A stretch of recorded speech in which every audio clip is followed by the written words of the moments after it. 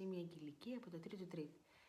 Θέλω να μοιραστώ έναν προβληματισμό μου μαζί σας και έχει να κάνει με το γεγονός ότι από τότε που έχασα τον Άλφη δεν έχω υιοθετήσει άλλο σκύλο. Αυτό συμβαίνει γιατί δεν μπορώ να υιοθετήσω αυτή τη στιγμή σκύλο, καθότι η δουλειά μου είναι αρκετά απαιτητική και κάποιες φορές, συγκεκριμένα 2 φορές την εβδομάδα, λείπω από το σπίτι 14 με 20 ώρες. Τη μία μέρα λείπω 14 με 16, την άλλη 20. Αυτό συνεπάγεται ότι ένας σκύλος που θα έρθει στο σπίτι θα χρειάζεται χρόνο να προσαρμοστεί. Σε άλλους σκύλους είναι εβδομάδες, σε άλλους σκύλους είναι μήνες. Οπότε αν μείνει μόνο σε ένα σπίτι που δεν ξέρει και είτε προέρχεται από άλλο σπίτι, οπότε θα έχει το σοκ ότι έχασε τους ανθρώπους του. Αν είναι σε καταφύγιο θα έχασε τους φίλους του και τους εθελοντές του και βρεθεί μόνος του, θα ανέβει κατακόρυφα το άγχος και η αγωνία του για το τι δουλειά έχω εδώ και ποιος με εγκατέλειψε.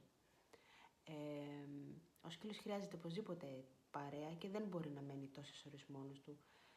Και επειδή θέλω πάντα να προσφέρω τα καλύτερα στον σκύλο, παίρνω αυτή τη δύσκολη, πραγματικά δύσκολη απόφαση. Υπάρχει υπηρεσία των ανθρώπων, των pet sitter, οι οποίοι έρχονται σπίτι να κάνουν βόλτα τον σκύλο. Αυτό το ψάχνω, η αλήθεια είναι. Ψάχνω να βρω κάποιον κατάλληλο να μπορεί να το κάνει. Γιατί όπως και να το κάνουμε, ανοίγουμε την πόρτα μας σε έναν άνθρωπο που δεν γνωρίζουμε. Την ώρα που θα λείπουμε για να βγάλει το σκύλο μας βόλτα. Και μέχρι να βρεθεί κάποια άλλη λύση, να αλλάξει κάτι άλλο στην καθημερινότητα, δυστυχώς θα πρέπει να είμαι χωρίς ένα τετράποδο φίλο. Αυτά. Περιμένω πώς και πώς να κάνω το βίντεο που θα σας συστήσω το νέο μου σκύλο όταν αλλάξουν τα πράγματα. Αρκετά προβληματιστικά για Κυριακή. Καλή εβδομάδα. Καλή συνέχεια.